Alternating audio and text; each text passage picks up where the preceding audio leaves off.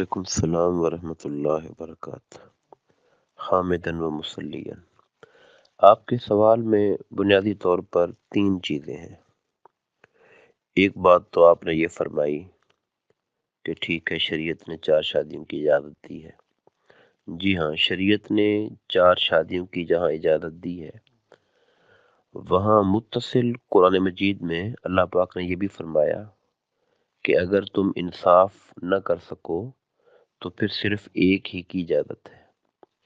यानी चार शादियों की इजाज़त है हालात के तनाज़ुर, तकाज़ों और ज़रूरियात की वजह से, मगर शर्त ये है कि अगर उनके दरमियान अदल कर किया जाए।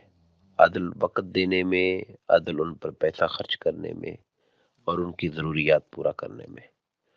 अगर ये ऐसा न कर सकें तो फिर चार बीवियों में से किसी एक को तरजीह देना माली तौर पर टाइम के एतबार से ये बज़ाते खुद एक गुनाह वाला काम बन जाएगा। तो इसलिए फिर कहा गया कि फ़इन लम तादिलू फ़वाहिदा, अगर इंसाफ न कर सको तो एक ही बीवी की इजाज़त है। जो अगला सवाल आपने पूछा, सवाल का हिस्सा जो है कि कुछ लोग छुप कर शादियां कर लेते हैं या औरतों से अफेयर चलाते हैं। देखिए, छुप कर शादी कर लेना बज़ाते खुद ये गुनाह नहीं है।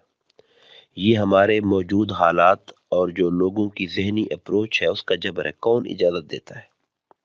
हमारे मुल्क के अंदर ये अयूब खां के ज़माने में फैमिली लॉज बनाए गए थे, जिसके अंदर ये शामिल कर दिया गया था कि जब तक पहली बीवी इजाज़त न दे तब तक दूसरी शादी नहीं कर सकते हैं। और ये इजाफा अज़रुए शरीयत दुरुस्त नहीं था, लेकिन कानून में शामिल हो गया, मुल्की कानून में। इसलिए अब बीवियां हमारे मुआशरे में खुशी से कब इजाज़त देती हैं तो लोग मजबूरी से शादी करते हैं और उसको छुपाने की कोशिश करते हैं।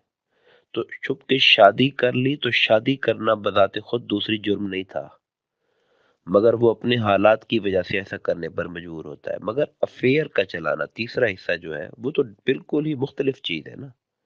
छुप कर शादी करने को और औरतों से अफेयर को एक बात करार नहीं दिया जा सकता।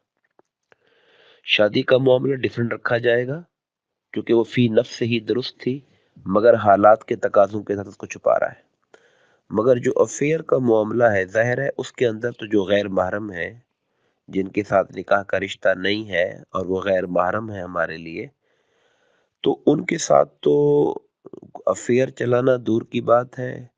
उनके साथ तो ज़ायद ज़रूरत बात करना, और बात के अंदर औरतों से कहा गया कि लोच भी पैदा ना करो कि कोई बात करने वाला तुम्हारे अपने दिल में तुम्हारे लिए कोई और सोच पैदा कर ले।